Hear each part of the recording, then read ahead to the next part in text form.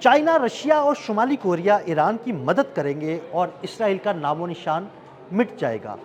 एक सख्त बयान चाइना की जानिब से आया है। इस सूरत-ए-हाल के बारे में आमिर रज़ा से बात करते हैं। आमिर भाई, एक सख्त बयान आया है चाइना की जानिब से, ये बयान किसने दिया और क्या वाकई चाइना, रशिया और शुमाली कोरिया ईरान के साथ खड़े हैं? जी अदील विक्टर गाओ का ये बयान आया है। ये एक दिफाई तज्जियाकार हैं चीन के, जो कि एटमी सासों और एटमी जो जंगे हैं उनके हवाले से एक अलग अपना मुकाम रखते हैं। इनको अक्सर लोग जो है कोड करते हैं। और विक्टर गाओ ने कहा है कि अगर ईरान पर अब के बड़ा हमला हुआ, यानी जिस हमले का बता रहे हैं डोनाल्ड ट्रंप, तो उन्होंने विक्टर गाओ ने कहा है कि ये एटमी जंग की तरफ चला जाएगा और इसराइल का नामो निशान जो है मिट जाएगा। यानी ये चीन की तरफ से एक तरह से अगर समझा जाए तो खुली वार्निंग है कि इस जंग को एटमी जंग ना बनाया जाए। इससे पहले जब हमारे वजीर खारजा इसहाक डार जो है चीन गए थे, तो चीनी वजारत खारजा की जो तर्जमान है उन्होंने भी यही बात कही थी। और उन्होंने फौरी तौर पर कहा था कि इसराइल और अमेरिका इस जंग को रोके, जो कि एटमी जंग की तरफ जा रही है। इसके बाद प्यूटन का ये बयान आया था और प्यूटन ने ये कहा था कि अगर ये एटमी जंग हुई तो दुनिया में कोई मुल्क इससे महफूज नहीं रहेगा। अब आपको समझ आएगी कि विक्टर गाओ जो कह रहे हैं कि इसराइल का नामो निशान नहीं रहेगा, तो इसका मतलब ये है कि एक बड़ा हमला जो है इसराइल पर किया जा सकता है। ये इतने ज्यादा मजाइल और इतने खतरनाक मजाइल होंगे जिनको रोकना जो है शायद इसराइल के अब बस में नहीं है। अभी आपने ताजा तरीन इतलात में सुना होगा कि हैफा की बंदरगाह पर फिर रॉकेट से हमला हुआ है और वहां पर इंफ्रास्ट्रक्चर को भारी नुकसान पहुंचा है। कुछ यहूदी मारे भी गए हैं और कुछ जख्मी हैं। तो इससे अंदाजा कीजिए कि हर आने वाले दिन के साथ जब ईरान पर हमला किया जाता है तो ईरान उसका जवाब देता है। एक पायलट को ढूंढने के लिए कई जहाज तबाह करा लिए जाते हैं। तो इसका मतलब यह है कि इनके पास गेम प्लान ही नहीं था कि अगर इनका कोई पायलट पकड़ा जाता है तो उसको वापस कैसे लेना है। जो पासदारानी इनकलाब है उन्होंने साफ लफ्जों में बताया है कि पायलट अभी उनके पास है। कुछ वीडियोस और तस्वीर जो हैं वो सामने भी आ रही हैं, सोशल मीडिया के हवाले से भी आ रही हैं।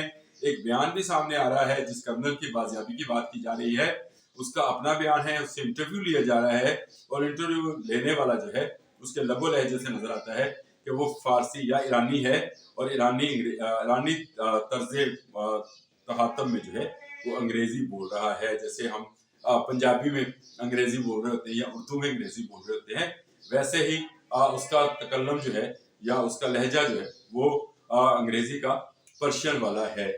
ये वो बात है जो कि इस बात को जाहिर करती है कि जो पायलट लेने की भारी मुबारकबादें वसूल कर रहे थे डोनाल्ड ट्रंप, पासदारानी इनकलाब ने उस पर भी पानी फेर दिया है। और विक्टर गाओ ने जो ये धमकी या ये कह ले कि तंबीह जारी की है, ये बिल्कुल सही है।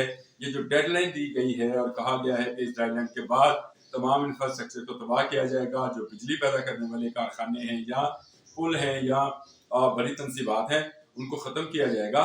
तो इस धमकी के बाद ये जंग एटमी जंग में बदल सकती है। आमिर भाई, कुछ ऐसी खबरें भी ज़ेरे गर्दिश है कि बैनुल बर्र-ए-आज़मी मिसाइल जो हैं वो शुमाली कोरिया की जानिब से ईरान मुंतकिल किए गए हैं। इन खबरों में किस हद तक सदाकत है? जी अदील, बिल्कुल आपने ठीक सवाल किया है कि ये खबरें भी गर्म हैं कि कोई ऐसे मिसाइल जो ICBM हैं वो शुमाली कोरिया से मुंतकिल किए गए हैं ईरान में। असल में ईरान के एक सहाफ़ी नुमा तज्जियाकार हैं जो मुख्तलिफ टीवी चैनल्स पर बैठकर जो है इस हवाले से तबसरा करते रहे हैं। लेकिन अब उनका ताज़ा तरीन तबसरा ये आया है कि ईरानी हुकाम ने भी इस बात की तरदीद की है कि उन्होंने इस जंग के दौरान शुमाली कोरिया से कोई असला लिया। देखें, जंग के दौरान कोई मुल्क दूसरे मुल्क को असला फराहम नहीं करता। इससे पहले मैं मिसालें दे चुका हूँ आपको। स्विट्जरलैंड और स्वीडन ने मना किया था इसराइल को कि हम आपको असले की सप्लाई नहीं देंगे। अमेरिका को भी उन्होंने इनकार कर दिया। आज की ताज़ा खबर है कि फ्रांस ने भी इनकार कर दिया है। उन्होंने कहा जंग के दौरान खतरनाक किस्म का वेपन कोई भी जो कि मिसाइल्स हैं या जहाज हैं या कोई एंटी एयरक्राफ्ट हैं वो नहीं दिए जाएंगे इसराइल को। जंग है, अब जंग लड़ें, आपको असला नहीं दिया जाएगा। इसी तरह शुमाली कोरिया भी इस वक्त ईरान को कोई असला नहीं देगा। ये खबर जो थी ये बैलिस्टिक मिसाइल्स वाली, मैं इससे पहले दे चुका हूँ कि इस ICBM का तजर्बा किया था ईरान ने और ये तजर्बा जो था रशिया की मदद से किया गया था और ये इसको रशिया की टेरिटरी के ऊपर से ही गुजार कर अंटार्कटिका में इसका ब्लास्ट किया गया था। ये टेक्नोलॉजी शुमाली कोरिया की हो सकती है। ये जंग के शुरू होने से पहले की खबर है, यानी 2 फरवरी से पहले की खबर थी। तबसरा भी हमने उसी वक्त किया था कि ईरान के पास ICBM टेक्नोलॉजी है, ईरान के पास 400 किलोग्राम यूरेनियम मौजूदा है। ये खबर भी हमने दी थी, 10 एटमी वॉरहेड्स वो बना सकते हैं। ये खबर भी हमने ब्रेक की थी। मैं ये समझता हूँ कि इस वक्त क्योंकि जंगी हालात हैं, इन जंगी हालात में हर मुल्क दूसरे मुल्क पर नजर रखे होता है। ये जो खबर थी कि कोई नए इंटरकॉन्टिनेंटल बैलिस्टिक मिसाइल जो हैं शुमाली कोरिया ने पहुंचा दिए हैं, तो ये कोई ढके छुपे रहने वाली चीज नहीं थी। अगर होते तो किसी समुद्री रास्ते से ही आ सकते थे। ये जब चलते तो उसी वक्त सैटेलाइट्स बता देते कि फलां मिसाइल जो हैं चल रहे हैं। ये उससे पहले की टेक्नोलॉजी जो ईरान ने हासिल कर रखी है, ये एक गुप्त यानी एक छुपा हुआ राज हो सकता है। और कोई भी फौज जो है, जो कि अस्करी ताकत हो, वो अपने अहम जो स्ट्रेटेजिकली वेपन्स हैं उनका इस्तेमाल जंग के आखिरी दिनों में ही किया करती है, यानी उस वक्त किया करती है जब जंग बंद कराना हो, तभी वो उस किस्म के हथियारों को इस्तेमाल करती है। ये हथियार जो हैं ईरान ने अभी तक शो नहीं किए हैं। अगर उसके पास ICBM है तो ये अमेरिका के लिए भी खतरा है, और अगर उसके पास 400 किलोग्राम यूरेनियम मौजूदा पड़ा है जो कि 10 एटमी वॉरहेड्स बना सकता है, तो ये और खतरनाक बात है।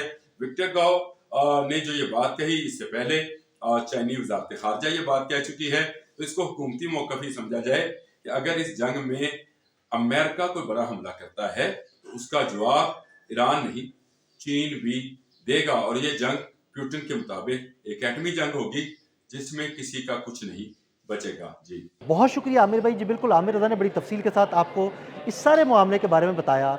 मज़ीद अपडेट्स के लिए हमें फॉलो करते रहें। अब तक के लिए अदील अहमद और आमिर रज़ा को इजाज़त दीजिएगा। अल्लाह हाफ़िज़।